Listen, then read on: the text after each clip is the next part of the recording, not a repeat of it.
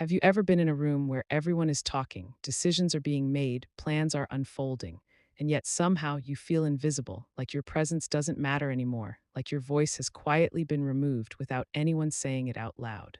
Because that's exactly how it started for me, not with anger, not with confrontation, but with something far more subtle being overlooked. And that afternoon, as they sat around the table discussing things that clearly carried weight, I could sense it immediately, the shift in their tone, the way they spoke with certainty, as if they had everything figured out, as if there were no missing pieces, and I sat there listening, not interrupting, just observing. Because I had learned long ago that people reveal more when they believe no one is watching closely. And what I saw that day wasn't just confidence, it was assumption, the kind of assumption that comes when people think they understand everything. When they believe they have the full picture, when they stop questioning what they don't see, and that's when I realized something important. They weren't just ignoring my presence. They had already decided I wasn't needed. My son spoke about plans, about decisions that would affect everyone, but he didn't look at me when he said them. Not once, as if my opinion had already been excluded before the conversation even began. And my daughter-in-law added to it, her voice calm, controlled, reinforcing everything he said without hesitation. And I could feel it clearly now. This wasn't just a discussion, it was a closed circle, and I was outside of it, so I asked. Gently, not to challenge them, but to understand, shouldn't I know about this too? And for a brief moment, the room paused, but not because they were reconsidering, only because they hadn't expected me to speak. And then came the response, polite, measured, but final. It's already handled, they said, as if that answered everything, as if there was nothing left for me to know, and that's when I understood the real message behind their words. It wasn't just that they didn't need my input. It was that they believed they already knew enough, that whatever I could say wouldn't add anything to what they had already decided, and I could have pushed back. I could have reminded them of things they didn't know, details they hadn't considered, truths they hadn't uncovered. But I didn't, because there's a moment when you realize that speaking won't change anything. When people are so certain of their understanding that they stop listening entirely, and that's where they were, completely convinced they had the full story, completely unaware of what they were missing. And as I sat there, quietly watching, I felt something shift inside me, not anger, not even disappointment, just clarity, because I knew something they didn't, something they couldn't see yet. They thought they were making decisions based on everything that mattered, but they weren't. They were only seeing the surface, only understanding what was obvious, and the deeper truth, the part that connected everything, the part that explained why things were the way they were, that part was still hidden from them, and I knew it.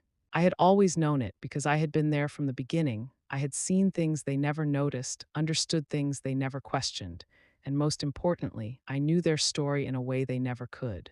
Not because I was told, but because I had lived through it, and that's when I made a decision. I stopped trying to be included.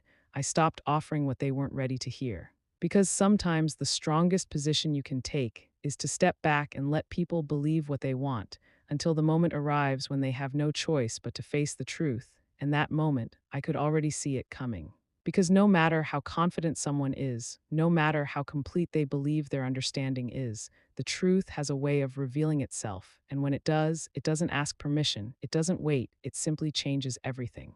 And they were about to learn that in a way they never expected.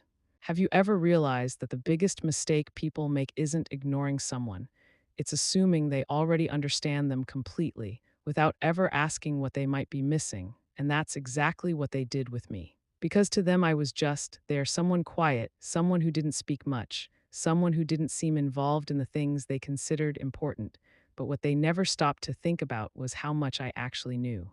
How much I had seen, how many moments I had witnessed long before they even understood what was happening around them. Because I wasn't just part of their present, I was part of their past, the part they didn't talk about anymore. The part they had forgotten because life had become easier, more stable, more predictable. And when life becomes comfortable, people stop looking back at what built that comfort. They stop questioning where things came from. They start believing everything they see now has always been this way, and that belief creates a dangerous kind of confidence, the kind that makes you think you have the full story, when in reality, you only have the surface. I remember the years they don't mention anymore, the years when things were uncertain, when decisions weren't about preference but about survival, when one wrong move could change everything. And in those years, I was there, not just watching, but understanding, connecting pieces, noticing details that others overlooked. because I had to. There was no room for assumptions back then, no space for incomplete understanding. Everything had to make sense, everything had to be seen clearly. And that's what shaped me, that's what gave me a perspective they never developed. Because they didn't have to, they grew up in the result, not the process. They experienced stability, not the struggle that created it, and over time. That difference became invisible to them. They started believing their understanding was enough, that what they knew now was complete, that there was nothing left to uncover. And that's where they were wrong, because there were things they didn't know. Things they had never questioned, things that were quietly sitting beneath everything they were discussing.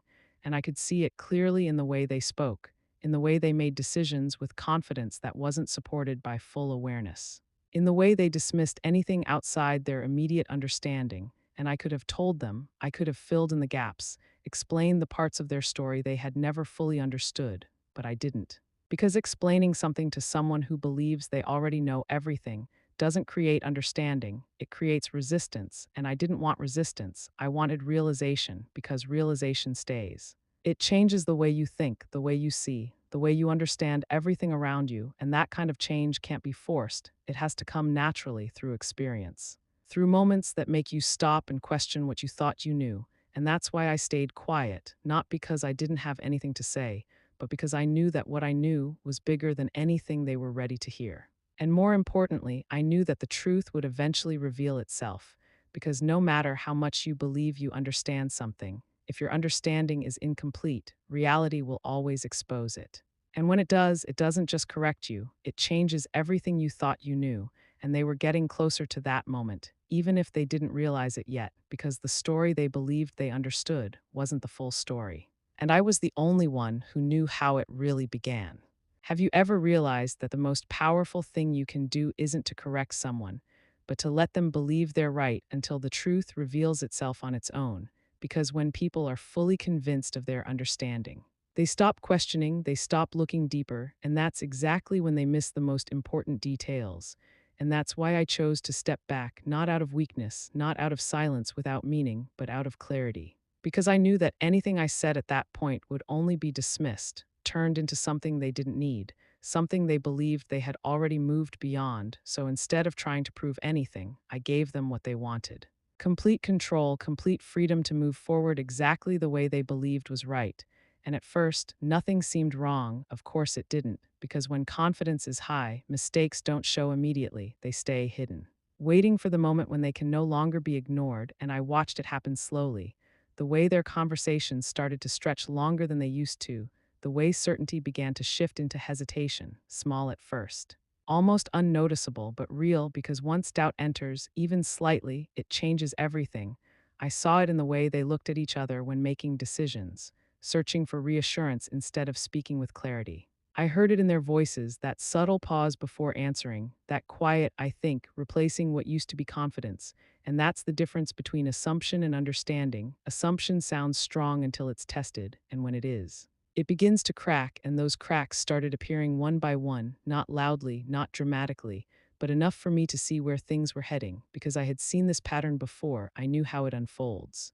How small gaps turn into bigger problems, how overlooked details become the very things that disrupt everything later. And still, I said nothing, because this wasn't the moment to step in.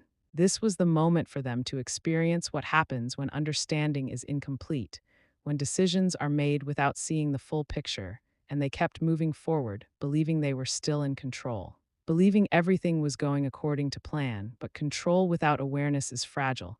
It holds until it doesn't, and when it breaks, it doesn't give you time to prepare. It forces you to face what you missed. And that's exactly what was coming. I could feel it. The shift was already happening. They just hadn't reached the point where they could see it clearly yet, but they would. Because truth has a way of revealing itself when people are least prepared for it. And when that moment arrived, it wouldn't just show them what went wrong. It would show them everything they had failed to see from the beginning, including me. Because they thought they knew their story completely, they believed they understood every part of it, but they didn't. They only knew the version that was visible to them, and the part that mattered most, the part that connected everything, was still hidden, waiting for the right moment to come out. And when it did, it wasn't just going to change their situation, it was going to change the way they saw everything. Because sometimes the truth isn't something you explain. It's something you let unfold, and I had already decided. I was going to let it unfold completely. Have you ever noticed how problems don't appear all at once? They build quietly, piece by piece, until one day you can't ignore them anymore, and suddenly what once felt certain starts to feel confusing, incomplete, even wrong. Because that's exactly what began happening to them, not with a sudden collapse, but with small inconsistencies that refused to stay hidden, details that didn't align the way they were supposed to. Decisions that seemed right at the time but no longer held up when placed next to each other. And at first, they tried to fix it the same way they had been doing everything else, with confidence. With the belief that they just needed to look a little closer, think a little harder. But the more they tried, the clearer it became that something deeper was missing, because effort can solve many things, but it cannot replace understanding. And I could see it in the way their conversations changed, how they went from quick decisions to long discussions filled with uncertainty, how they started revisiting choices they had already finalized, searching for something they couldn't quite define, and that's when doubt fully stepped in, not as panic, but as a quiet realization that things were not as simple as they had believed. I remember the moment it became undeniable. When a situation they thought was completely settled suddenly didn't make sense anymore, when what they had planned no longer matched reality, and for the first time, they didn't have an answer, not a confident one, not even an assumed one. Just silence, and that silence said everything, because it meant they had reached the limit of what they understood, and beyond that limit, there was nothing, no clarity, no direction, just confusion, and that's when people begin to look back. Not because they want to, but because they have to, they start asking themselves where things shifted, what they might have overlooked, what piece of the story they never fully understood, and as I watched my son sit there, going over the same information again and again, trying to make sense of something that no longer fit, I could see it happening, slowly but clearly. He was beginning to question not just the situation, but his own understanding of it. And that's the moment everything changes, because once you start questioning your understanding, you open the door to the truth, and the truth doesn't stay hidden once that door is open. It comes forward completely, revealing everything that was missed, everything that was assumed, everything that was misunderstood, and they were right on the edge of that realization, right at the point where they could no longer move forward without confronting what they didn't know. And that's when I knew the next step was inevitable, because when confusion replaces certainty and effort fails to create clarity, there's only one direction left to turn, back to the source of understanding. Back to the person who sees what you don't, back to the one you overlooked, and very soon they were going to reach that point, not because they wanted to, but because they had no other choice. Because the truth they had been missing wasn't something they could figure out on their own, and when they finally faced that truth, it wasn't just going to answer their questions, it was going to change the way they saw everything, including me. Have you ever witnessed the exact moment when certainty disappears?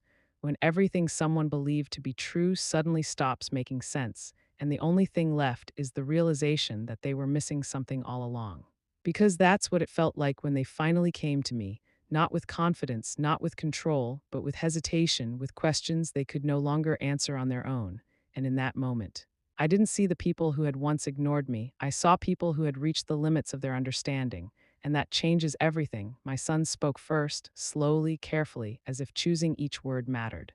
"We don't fully understand what's happening," he said, and that sentence alone carried more truth than anything he had said before, because it meant he had finally accepted that there was something beyond what he knew, something he couldn't solve by himself. And as he placed the documents in front of me, I could see it clearly, the confusion, the missing links, the parts of the story they had never fully understood, and without saying much, I reached for the one thing they had never considered, the piece that completed everything, and I placed it beside their papers, quietly, without emphasis, because the truth doesn't need to be announced, it reveals itself. And as he began to read, I watched his expression change, slowly at first, then completely, the confidence draining, replaced by something deeper, something real understanding, because what he was seeing wasn't just new information. It was the part of the story that connected everything they had been trying to figure out, the part they had never seen, the part that changed the meaning of everything they thought they knew. And in that moment, the room fell silent. Not out of confusion, but out of clarity, because now there was nothing left to question, everything made sense, and at the center of it all was me, not because I wanted to prove anything, not because I needed recognition, but because I had always known what they didn't. I had always seen the full picture, and while they were making decisions based on what they understood, I had already secured the part that mattered most. long before they even realized there was something missing. And when my son finally looked up at me, there were no words for a moment, because some realizations are too deep to express immediately. They settle first. They change the way you see everything, and only then do they become words. And when he finally spoke, it wasn't with authority, it wasn't with certainty, it was with understanding. And that's when I knew the lesson was complete. Because this was never about control, never about proving who was right. It was about seeing the truth fully, about understanding that what you don't know can matter more than what you think you do, and that sometimes the person you overlook is the one who understands everything, because they were there from the beginning, because they lived the parts of the story you never questioned. And in the end, that's what changes everything, not the situation itself, but the way you see it, because once you truly understand something, you can never go back to the way you thought before.